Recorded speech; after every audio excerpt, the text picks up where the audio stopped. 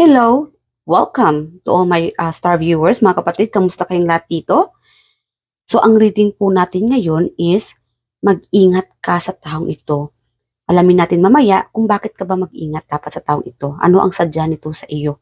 No? At ano ang intensyon niya sa iyo, mga kapatid. So, first things first, kunin muna natin ang iyong energy. And kung hindi man kayo nakakarasin sa energy nito, then hindi ito para sa inyo. Alright? So, kamusta kayong lahat mga kapatid? Alam ko marami ditong busy. It's all about career, pamilya. Again, maraming salamat. Alam mo, nakukuha ko yung energy na or nakikita ko sa vision ko yung tao. Nanonood dito kumakain ng yung saging na anong tawag doon? Yung sa Bisaya, maruya. Yeah. Anong tawag doon sa Tagalog, mga kapatid? Comment nga kayo. No, hindi ko alam kung paano ba yun sa Tagalog. Yung maruya sa sa Bisaya. Although may tumatawag pa. At itong taong ito ay tatawag sa iyo. So beware about this person na magre-reach out. Wow. Alright. Spirit Guardians, kamusta ang ating mga viewers? Ang sarap ng kain na. Nakikita talaga kita sa vision ko. Comment ka lang kung sino ka. Ang sarap ng kain mo. Thank you. Salamat po sa inyong lahat sa lagay ng oras o pagbigay ng oras dito sa para mapanood niyo itong The Star Token Tarot videos ko, no? The Chariot. Yes, you guys are into like a manifestation, excited, happiness. Yeah, ang mood niyo ngayon is from beast mood, nagiging na kayo, happy lang, napakamasayahin nyo ngayon, o siguro lately, mas naging masayahin kayo at nagiging balanse ang inyong emosyon, which is a positive energy for you, sa inyong lahat dito mga kapatid. And, meron naman dito mga star seeds. Guys, sa mga hindi alam, anong ibig sabihin ng star seeds?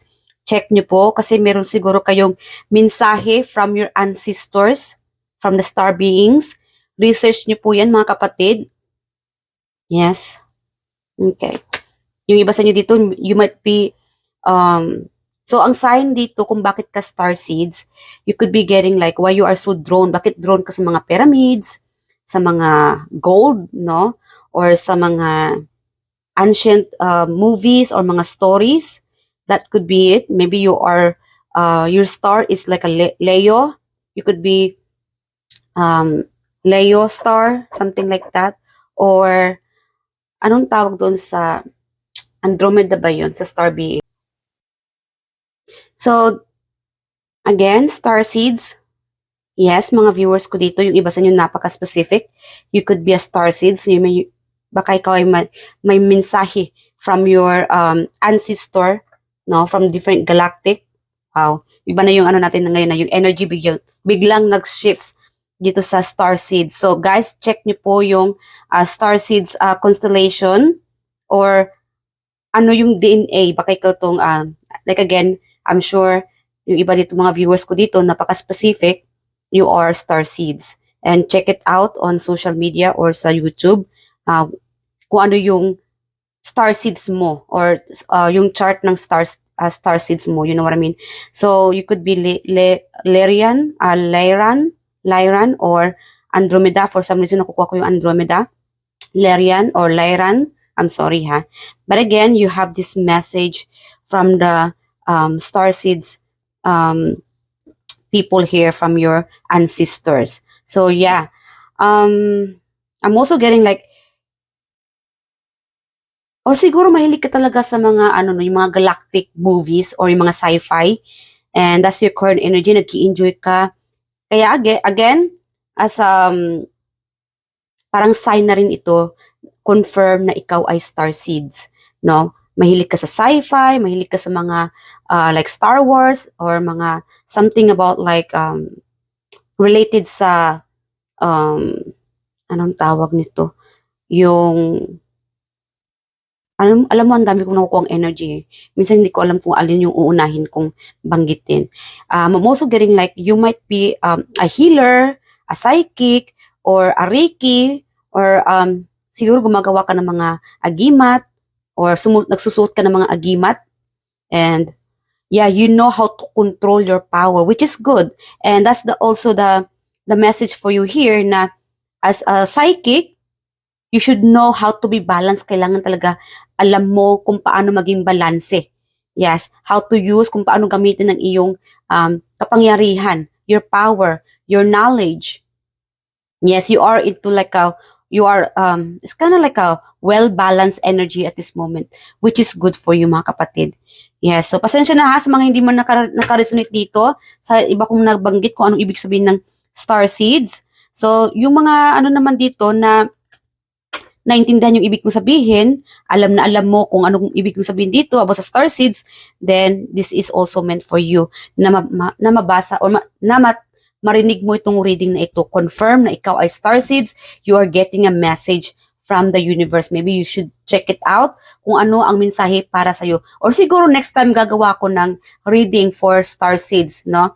And para ma-confirm natin kung ano ba talaga ang mensahe para sa'yo from your ancestors. Alright, so yes, ano pa yung energy ng ating mga viewers? Alright, Spirit Guide Angels. Kamusta ang ating mga viewers right now?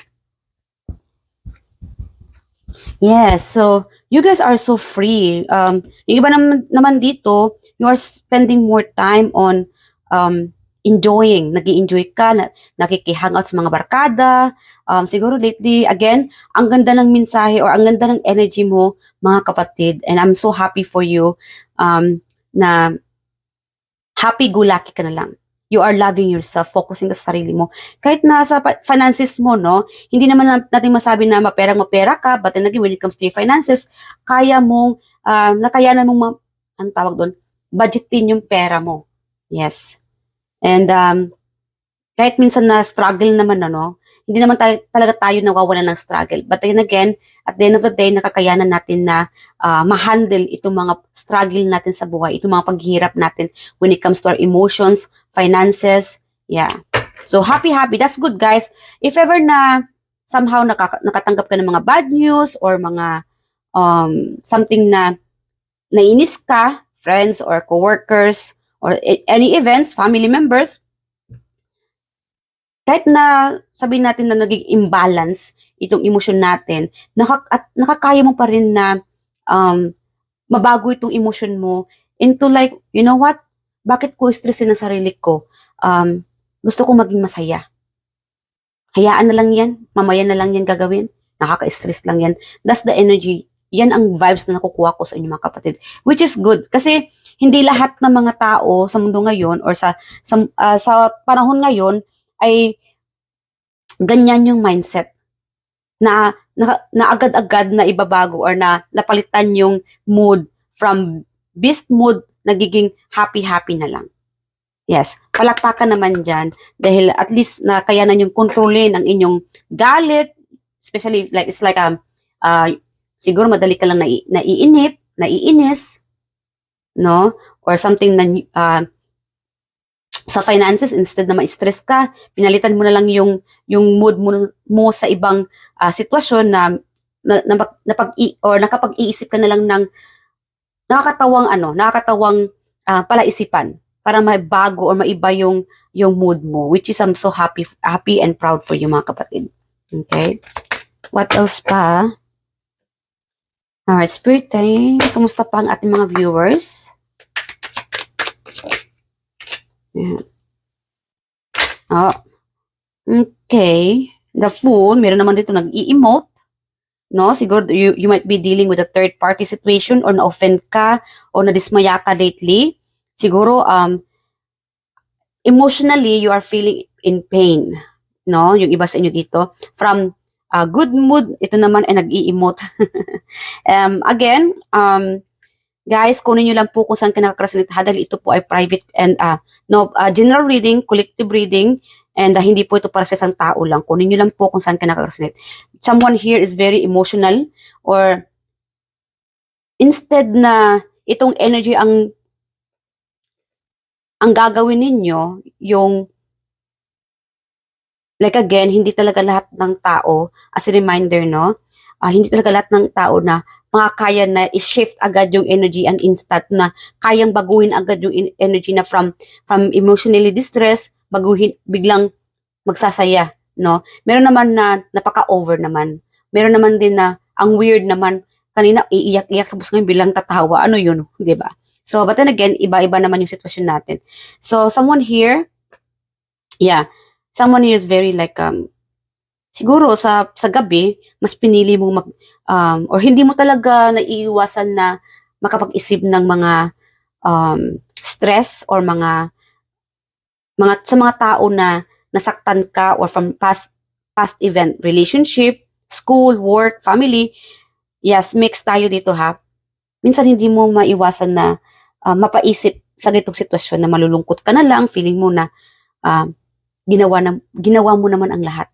Naging mabuti ka naman. Bakit parang nagpapakatanga ka sa taong ito? That's the energy that I'm getting for you here, yung iba sa inyo. Okay?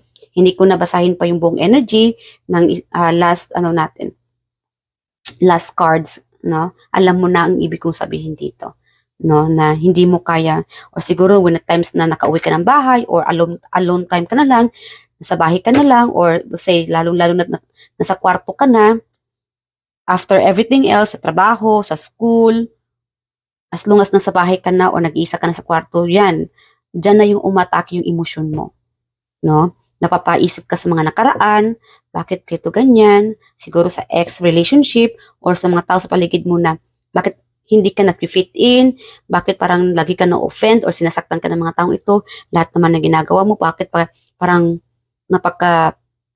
anong kulang o anong meron na bakit ganito, iniwan ka sa ere, bakit sinasaktan ka ng mga taong ito sa paligid mo, or bakit, like, iba-iba yung, yung mga emosyon nyo dito mga kapatid. When it comes to na pag ikaw ay nag-iisa na lang, yan na yung mood mo pag once na nag-iisa ka na lang, yung emosyon mo, bumabalik ka sa mga nakaraan. Alright.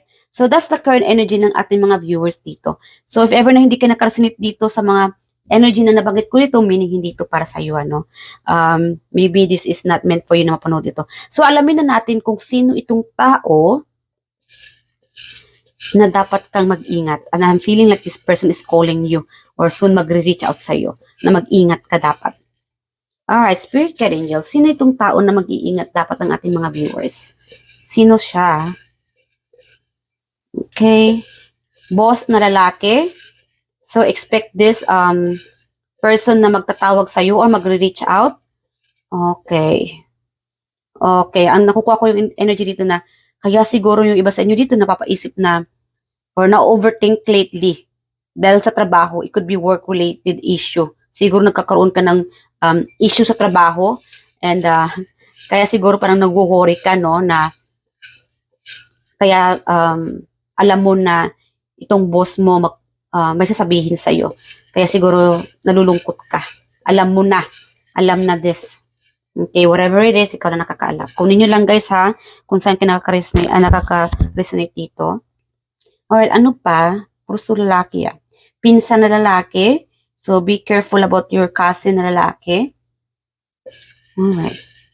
I'm getting like, pinsan na lalaki. Be careful dahil darating ito iimbitahin kang lalabas ng bahay. Siguro sa gabi. I'm getting like sa gabi, aalis kayo. So guys, be careful ha. Lalong-lalo na kung kayo ay makikiparty, kailangan talaga may curfew, ano. Hindi siya dapat na unlimited, andun kayo sa buong magdamag. Or yes, all night doon sa labas.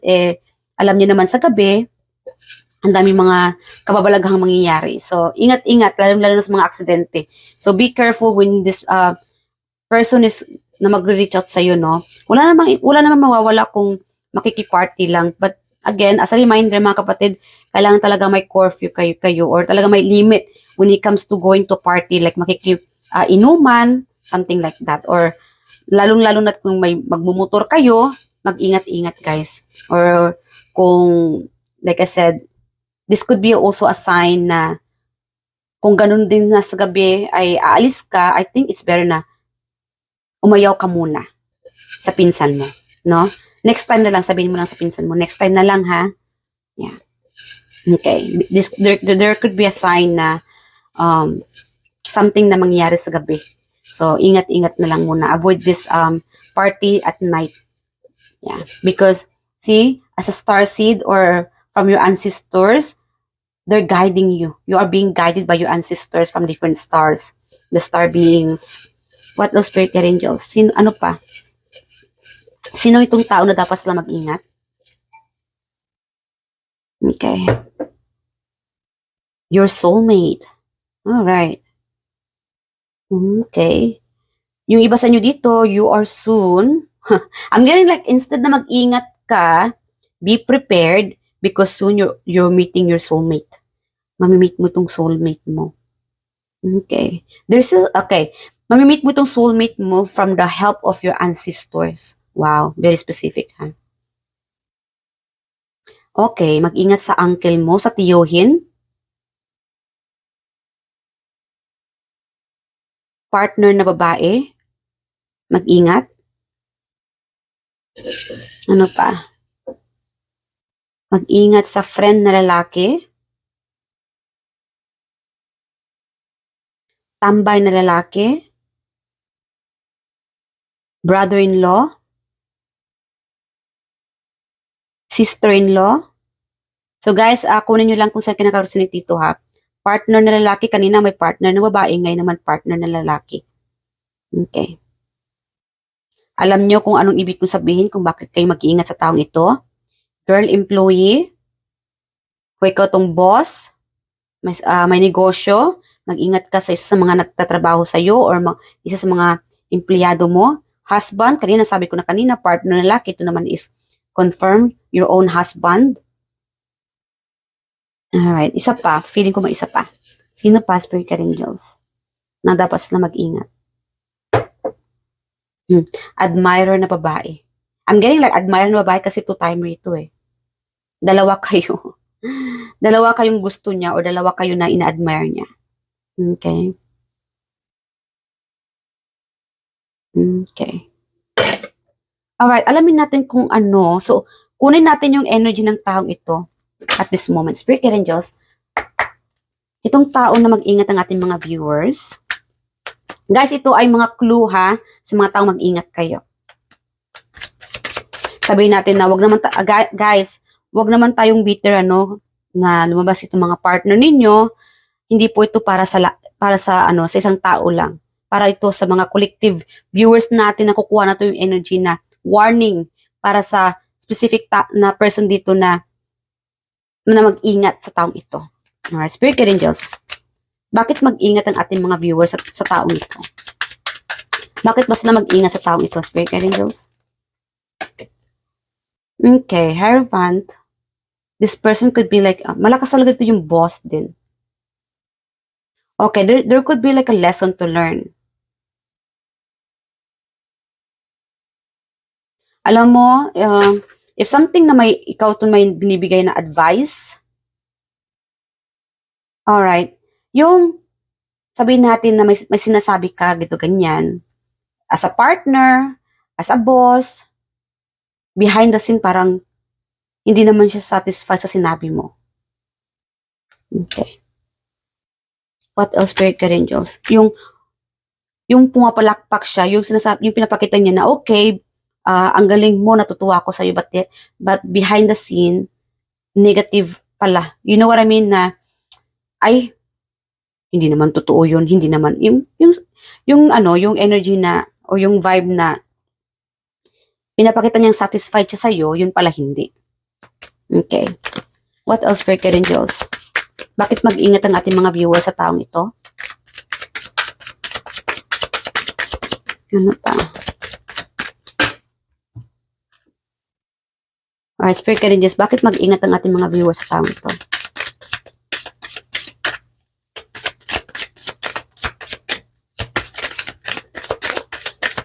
Alright, bakit?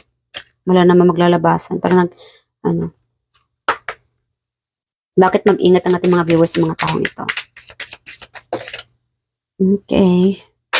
Meron ditong ina-unfollow ka. No? Parang alright, parang Imbis na nakikita ka niya as a follower, yung iba naman sa inyo dito, ina-unfollow ka niya.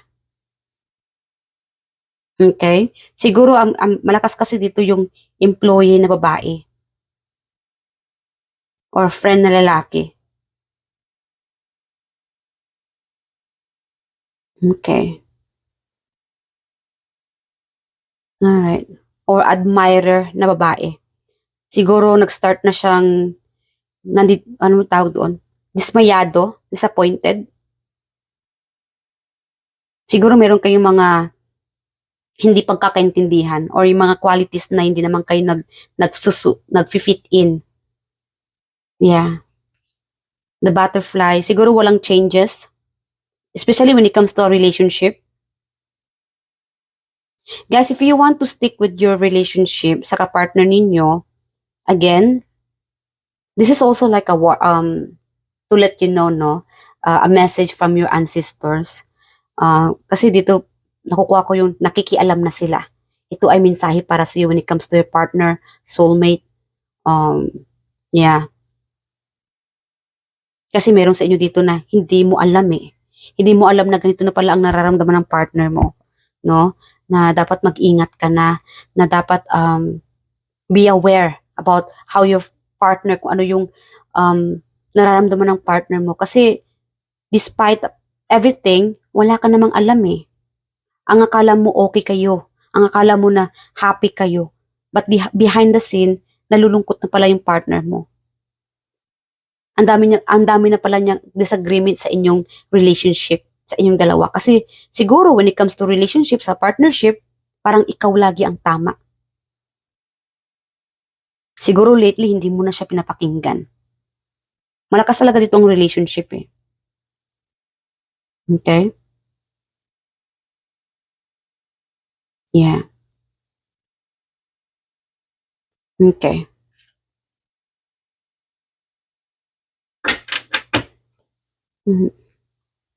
Ano pa? Spirit guide angels, ano ang intensyon? You know what? Salit lang guys ha. Gusto kong i-group-group sila. Kasi kanina pa tong intuition ko na sinasabihan akong i-group-group ito. Kasi iba-iba yung mga sitwasyon eh. Saglit lang. Ayusin natin to. Okay. So, alamin natin dito si sister-in-law, uncle, brother-in-law, pinsan na lalaki, friend na lalaki, tambay na lalaki. Ano ang intention niya sa'yo? Okay. So, again guys, mag-ingat kayo sa sabihin nating partner na babae, soulmate, partner na lalaki, husband. There could be like a third party situation. Kung nakakaramdam kayo guys ng mga ibang parang kakaiba, no, yung mga gut feeling natin dyan, then might as well kausapin niyo yung partner ninyo. Kasi siguro, kaya siguro siya nagkakaroon ng interest sa ibang tao, it's because about these feelings na parang lagi na lang ikaw ang masunod. Parang walang pagbabago. Hindi ka naman nakikinig, parang lagi mo siyang, parang lagi siya ang mali, ikaw ang tama. But then again guys, para hindi pa huli ang lahat, try to speak up, kausapin mo yung partner mo, kung gusto mo itong ma-survive itong relationship na ito, kung ikaw itong nakakaramdam na ng iba sa partner mo, iba yung mga actions niya lately. So, try mong mag-reach out or kausapin mo yung partner mo. Especially if there's like a long distance sa inyong dalawa, no? Kung anong level ba itong relationship ninyo. Especially kung hindi pa talaga na legit na mag-asawa kayo, siguro ano lang to, long distance lang. Maybe it's time to, kung kailangan na magpakasal, go ahead, open up yun itong future topic when it comes to a relationship, marriage proposal, ano? Kung ikaw tong single pa, or just like boyfriend, girlfriend na muna. Kung ikaw naman itong may asawa na, nakakaramdam ka ng third party, iba na yung actions ng person mo, iba, again, pakiramdaman mo or wag mong baliwalain itong gut feeling mo mga kapatid. So, yeah, open up. Pakinggan mo rin yung person mo. Hindi pwede na one-sided lang. Kailangan talaga when it comes to relationship, marriage, team up para mag-long last itong relationship ninyo. Alright? Yeah, speak up, kausapin mo siya. Diretsuhin mo yung person mo.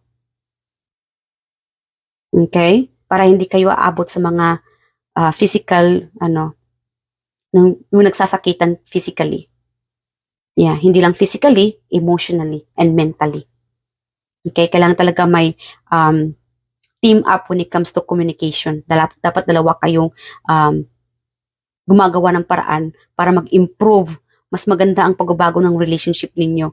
Mas parehas kayong nakatutok sa pamilya ninyo, pagbabago, nag-improve, magandang pagbabago sa finances, no? Sa pamilya, something like that. Kailangan talaga na mag-evolve itong relationship nito. Lalong-lalo na't kayo ay matagal na, kailangan talaga sa relationship, parehas kayong may team up sa relationship. Hindi lang yung one-sided lang.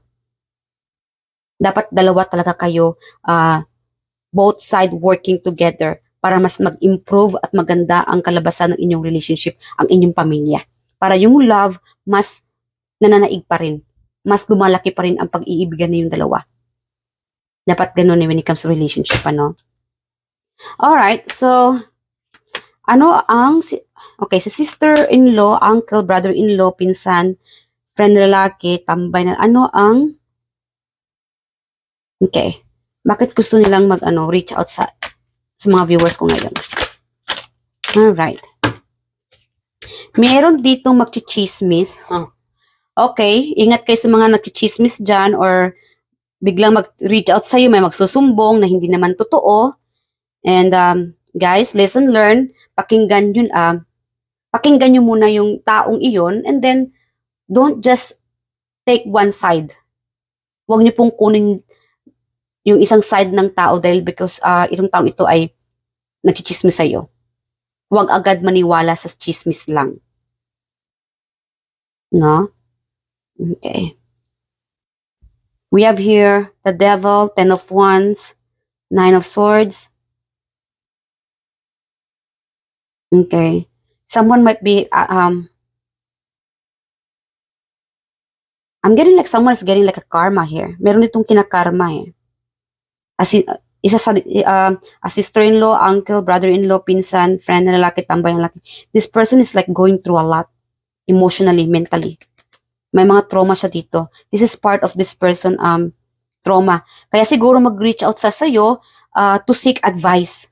Kasi kayo dito mga kapatid ko mga star viewers, you guys are good at giving advice. Magaling kayo magbigay ng advice. That's why a lot of people admire you. That's why a lot of people always thinking, no? Pagka nagkakaroon sila ng problema sa buhay, pamilya, sa'yo sila agad nagre-reach out. Especially when it comes anything, sa pera, sa relationship, ikaw agad ang kanilang naalalang mag-reach out. Yeah.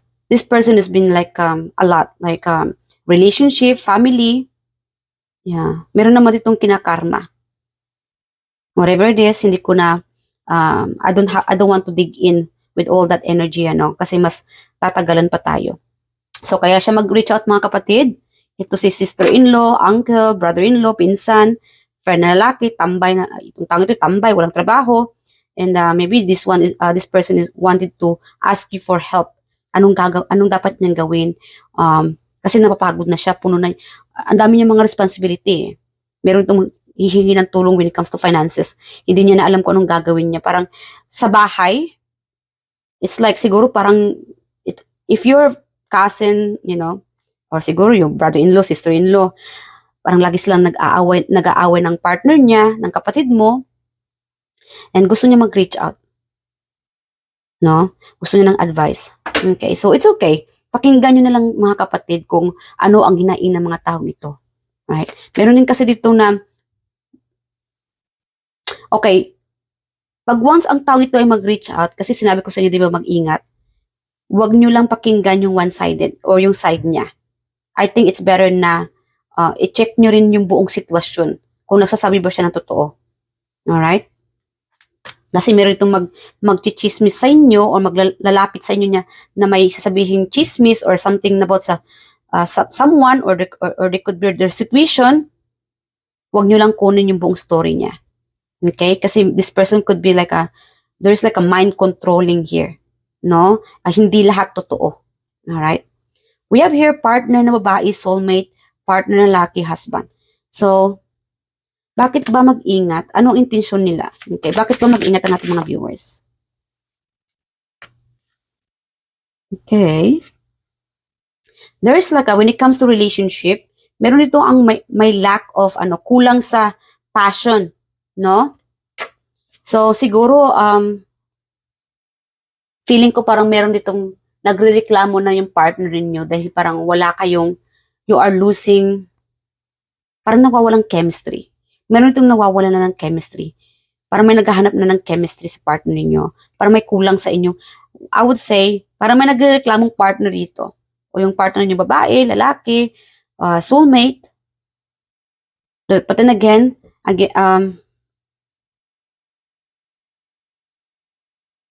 getting like someone here is dealing with your soulmate or you'll be meeting this person when it comes to soulmate. Kaya lang weird feelings. Instead na feeling na yung chemistry andyan, kaya lang yung feeling na nadodrone siya sa'yo, kaya lang walang chemistry. Wow. Pero, this person is your soulmate. Kaya siguro nagdadalawang isip itong soulmate or yung admirer. I'm getting like admirer. Anong meron sa'yo? Bakit nadodrone siya sa'yo? Wala namang siyang nararamdaman. So, this person is still like, figure it out kung bakit ikaw ang iniisip niya, bakit naalala ka niya, o bakit parang nadodrone siya sa'yo. Alright? Meron naman ditong, anong paki ko sa kanya? Kung wala siyang chemistry. Oh.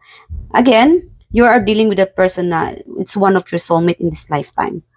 Okay? Yeah, so I'm also getting like, meron dito talaga na, siguro when it comes to relationship, diba, sa partner natin, soulmate, partner na lalaki, husband, there's like a passion na parang may nawawala. Parang dang-dahang nawawala yung feelings. So guys, if you want to survive these feelings, nakakaramdam na yung person mo. Kaya siguro, meron itong third party situation. If you want to survive this relationship, speak up, kausapin mo yung partner mo. Siguro nakakaramdam ka na ng gut feeling na parang may iba, o naghanap na ng iba yung person mo, kausapin mo siya. Kasi nakukuha ko itong the reason na napapaisip siya sa iba or may other person na nakakaroon siya ng interest is because your person is losing interest with you. Parang from sweetness overload, nagiging matabang na. No? Siguro there's a like long distance relationship, lack of communication, o siguro masyado ka ng bossy, kaya nakakaramdam na ng may hindi tama sa relasyon ito. But then again guys, walang mali kung baguhin mo na itong personality mo. Kasi oras na para baguhin ang personality mo. Meron ito yeah, your ancestors is telling me to tell you, it's time to change. Yeah, oras na para baguhin yung lifestyle mo. Oras na para to free yourself. Be who you are. Be happy.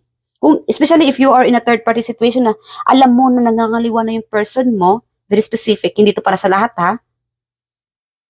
Alam mo na nangangaliwa na yung person mo, free yourself. Hindi tama na mag-stick ka na lang sa partner mo. It's because married na kayo. It's because kayo na or kayo. Ginagago ka na ng partner mo, kapatid. Free yourself. Hindi na tama na lagi ka na lang nagmumukmuk dyan, umiiyak. But then again, a third party, there could be another person involved or something na nagdudulot ng third party or lost interest. Parang naging matabang na yung relationship, hindi na masaya. Then, let go. Let God. Find your happiness. Alright? The universe wants to see you, your ancestors from different star seeds, wants to see you happy. They are supporting you na makita yung happiness mo. Oras na para mas maging matuwa ka naman kasi siguro lately umiiyak ka na lang palagi. Nagmumukmo ka na lang palagi. Yeah. Okay? Marami pang mga ibang mga admirers dyan na may gusto sa'yo, na siyang magbibigay na kasiyahan sa'yo. Bakit nakatutok ka lang sa isang tao? Okay, that's like a channeled message for you here, mga kapatid. Yung energy talaga, biglang nag-iba yung vibe eh. Alright? So mag-ingat sa taong ito, yung partner mo, soulmate, partner, lalaki, husband. Again, hindi ito para sa isang tao lang, para ito sa lahat. Kunin nyo lang kung saan ka nakakasunit. Alright? So we have here, girl, employee, admirer na babae, boss na lalaki. But then again, babalikan ko ulit itong partner na babae, soulmate, partner ninyo, husband. Speak up. Kung hindi ka naman sa relationship mo, kailangan talaga may ending. It's time to change. Kung gusto ng partner mo na mag-stick with you, na mag-level up, may pagbabago sa relationship ito, na maging masaya kay pareho, give and take, team up, then go ahead. Ipaglaban nyo ang inyong relationship, ang inyong pamilyang nabuo. Pero kung hindi na talaga kaya, hindi na may balik yung tuwa, yung sweetness overload, then let go. Kasi mas lalo nyo lang pinapahirapan ang sarili ninyo. Freed yourself from this situation. Kasi toxic na rin, ano? Alright, so move on na tayo sa girl, employee, admirer, boss na lalaki. Okay. Lagay na lang natin dyan. Alright, spirit guide angels, bakit mag-ingat ang ating mga viewers dito? Girl, employee, admirer na babae, o boss na lalaki? Alright.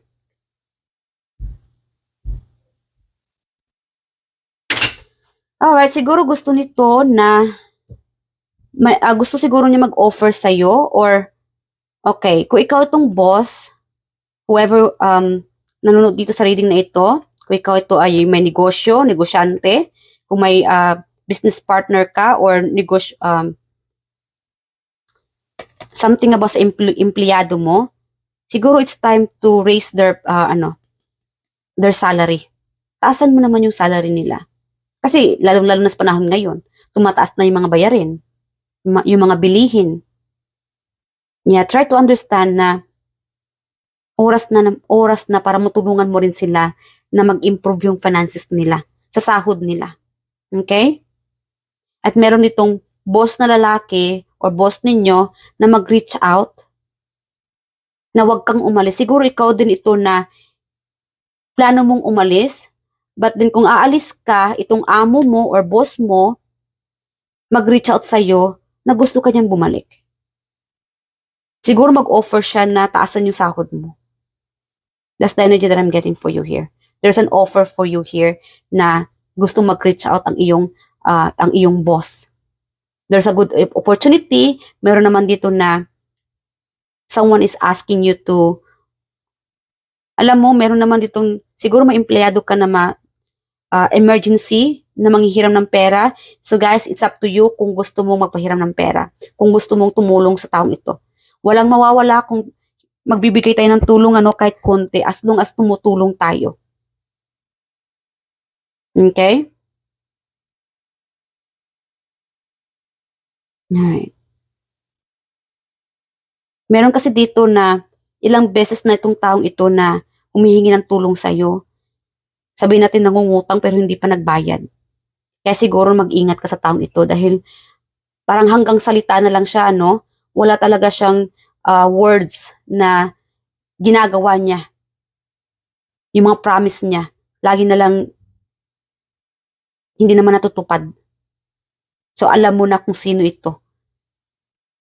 Itong taong ito ay magbabalik, manghiram ng pera sa'yo. Siguro ikaw itong negosyante, financially, ikaw itong maganda yung ng finances mo. Yeah. Itong taong ito ay magbabalik, manghiram sa'yo. Hindi naman talaga magbabayad itong taong ito. Pero again, nasa sa iyo yan. Especially sa emergency ako, pagka may nanghiram sa akin ng pera when it comes to emergency, hindi ako nagdadalawang isip na magbigay ng tulong as long as kaya ko. Kung magkano lang yung kaya ko, ibibigay ko. Hindi na siguro din ako, most likely hindi na ako nag-expect na magbayad eh. Nasa kanya na lang yung kung magbabayad. But then again, meron kasi dito may kinakarma. No? Hindi mo kailangan mag-revenge mga kapatid. Hayaan mo si universe ang magbibigay karma sa mga taong gumagawa ng hindi maganda sa iyo. Kasi nakikita nila eh. Ayan nakikialam na sila sa sitwasyon mo. Alright? You guys are very guided by your ancestors. Alright? Okay, so final message from the universe, spirit guides. All right. What is your final message sa ating mga viewers ngayon? Final message. Sana guys, na-satisfied kayo sa reading na ito, no? Please leave your comment below what you think about this reading. And hit the likes below kung nagustuhan nyo yung reading na ito. Nakakatuwa po na ganun yung feedback na nakikita ko, no? Okay, admit your true feelings to yourself. So again, it's time to admit, open up, change that pattern. Kailangan talaga may pagbabago dito. Hindi yung vibes ninyo na lower vibes, ganyan na lang palagi. Kailangan taasan. Iangat nyo pa yung vibes ninyo para mas nag-a-attract kayo ng mga blessings, abundance from the universe. Kasi instead na matanggap ninyo yung mga blessings, binablock ninyo. It's because of your emotions. Focus kayo sa mga pangarap ninyo, sa future ninyo, instead of mag-focus kayo sa mga nakaraan, sa mga past event, o sa mga pasakit. Change that habit. Alright? Or it's time to open up your feelings to your partner.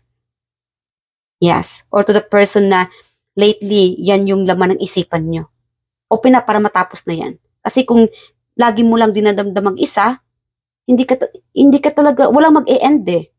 Ganyan pa rin yung, yung energy mo. Mas binablock mo pa yung mga blessings. Kasi distracted ka sa mga nakaraan, sa mga past.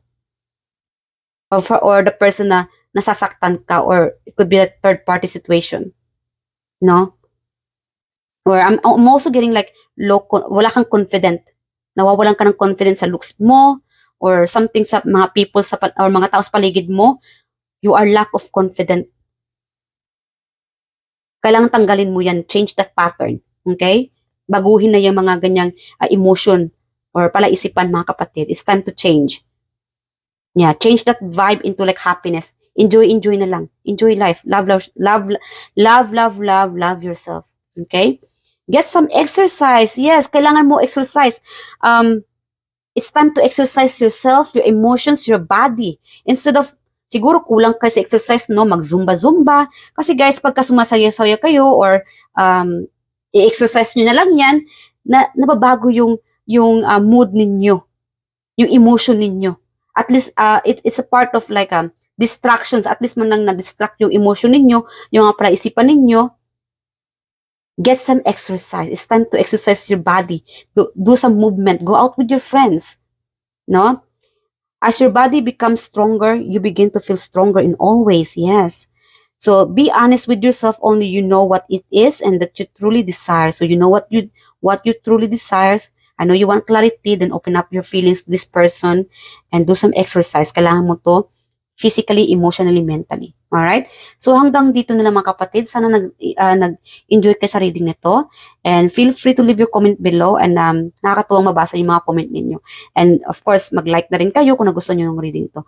I love you guys and I hope to see you guys in the next reading. Bye and God bless you all.